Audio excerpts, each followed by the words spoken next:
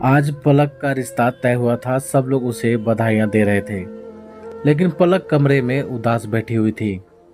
उसे अपने सपने बिखरते नजर आ रहे थे। तभी कमरे में पलक की माँ आती है। क्यों उदास हो पलक? कितना अच्छा परिवार मिला है। लड़का भी लाखों में एक है। देखना, तू वहाँ खुश रहेगी। पर माँ, मेरी खुशी और मेरे सपनों का क्या, जो मैं बचपन से देखती आ रही हूँ, डॉक्टर बनने का। अब तो मैंने सीपीएमटी की एग्ज़ाम भी क्लियर कर लिया है। ये बात आप जानती हो। बस एडमिशन कराना है।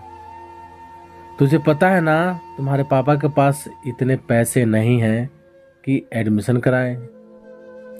लड़के वालों को दहेज देने के लिए पैसे हैं, पर मेरे एडमिशन के लिए नहीं। दहेज के पैसे नहीं रहेंगे तो ब्याह कैसे होगा? माँ, इसी सोच को तोड़ना है कि आप अपनी बेटी को इस काबिल बनाएं कि दहेज देने की नौबत ना आए। माँ, आप पापा से बात करो, मेरा एडमिशन करा दें। एक बार डॉक्टरी की पढ़ाई पूरी हो जाए, फिर जिस लड़के से मेरी शादी कराएंगे हम कर लेंगे। पर प्लीज़ माँ, एक बार पापा से बात कर लो। अच्छा, मैं बात करके देखती हूँ।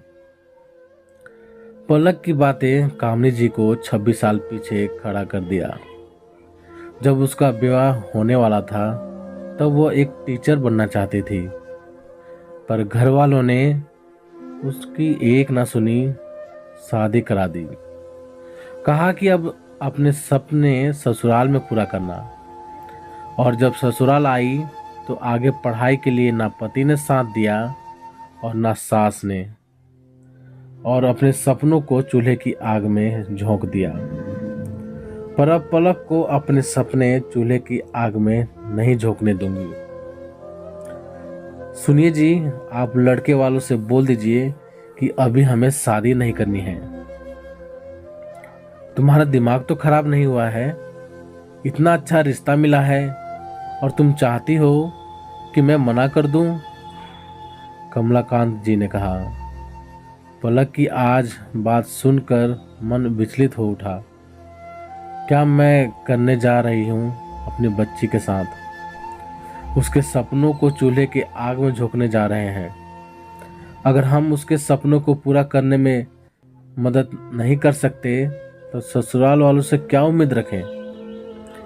तुम जानती हो कि पैसे मैंने पलक की शादी के लिए रखे हैं। ऐसी शादी का क्या मतलब जब बेटी खुश ही ना रहे? और दहेज देने से अच्छा है कि हम अपनी बेटी को काबिल बनाएं। और हमारी बेटी पहली सीपीएमटी का एग्ज़ाम क्लियर किया है। पैसे तो आते जाते रहेंगे, पर यह समय निकल गया तो लौट कर नहीं आएगा। पर उसने मुझे बताया नहीं कि वो सीपीएमटी का फॉर्म डाला है। कैसे बताती आप, जो खिलाफ थे? इसी डर से नहीं बताया। अगले दिन ऑफिस से आते ही कमलाकांत जी पलक के कमरे में गए। क्या कर रही हो बेटी? पापा आप? कुछ नहीं, बस पढ़ाई कर रही हूँ। पता है, जब तू छोटी थी तो स्कूल से आते ही मुझे ढूंढती थी, और मैं जब भी घर आता तुम सबसे पहले अपने स्कूल की सारी बातें बताती। कभी तुमने मुझसे कुछ छुपाया नहीं। आज तो तुमने मुझे पराया कर दिया। पापा, मुझे माफ कर दीजिए। मैं आपसे डर गई थी, इसलिए मैंने आपको बताया नहीं। तुम क्यों माफी मांग रही हो? गलती मेरी है कि मैंने तेरी काबिलियत पर शक किया। मुझे लगा कि तुम बस पैसा और समय बर्बाद करोगी, पर मैं गलत था। ये लो एडमिशन फॉर्म और भर दो। जी लो अपने अपने सपने को पलक। और इतने कम समय में सीपीएमटी का एग्जाम पलक ने क्लियर कर लिया था। इतनी जल्दी सब कुछ पा लिया था। उसके लिए तो ये बौनी उड़ान की तरह था। तो प्यारे दोस्तों, आप सभी को ये छोटी सी कहानी कैसी लगी, प्लीज़ कमेंट करके हमें ज़रूर बताएं। यदि ये कहानी आप सभी को पसंद आई हो तो लाइक करें, शेयर करें और चैनल पर नए हों तो चैनल को सब्सक्राइब भी जरूर करें। चलिए दोस्तों, मिलते हैं आप सभी से एक और नई कहानी के साथ। तब तक के लिए जय हिंद, वंदे मातरम।